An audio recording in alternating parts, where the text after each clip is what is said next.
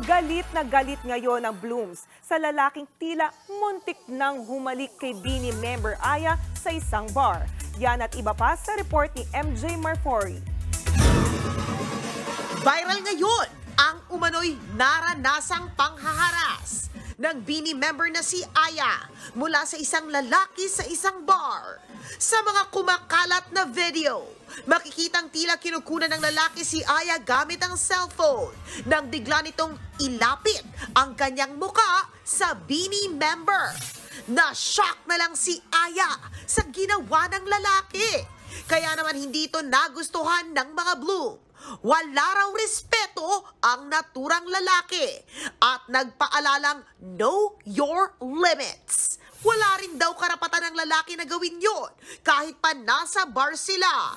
Kinwestiyon din ng ilang fans na tila maluwag ang security sa nasabing bar. Lalo pang nainis sa mga Bloom sa bar nang i-upload umano ng bar sa kanilang IG story ang eksena ng paglapit ng mukha ng lalaki kay Aya. Wala pa namang komento rito ang management ng Bini at ang may-ari ng bar. Nasa Pilipinas naman ulit ang P-pop group na Horizon para sa kanilang first ever major endorsement. Pero hindi na lang P-pop kundi G-pop o global pop na ang bansag sa kanila dahil sa kanilang international projects. Basically, in conclusion, we are really just representing the Philippines to the whole wide world because we still believe that Philippines has so much to offer. In fact, nag-trending sa Korea ang guesting ng Horizon sa concert ni veteran Korean actor and singer na si Lee Song-chul. Bukod dyan, bumida rin si Horizon member Kyler sa music video ni Song-chul na It's Rainy Day featuring Miracle in Cell No. 7 star Gal So-won.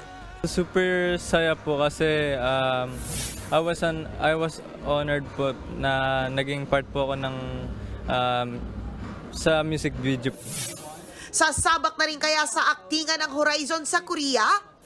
We're always open for opportunities and we Horizon always doing our best so that we can really maximize our talents.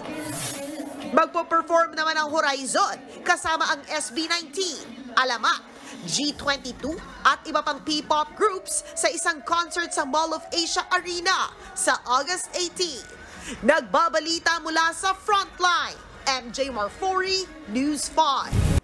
Mga kapatid, Jania Lipon po, laging maging updated sa latest sa entertainment and lifestyle para maging una sa balitaan. Bisitahin at mag-subscribe na sa social media pages ng News 5.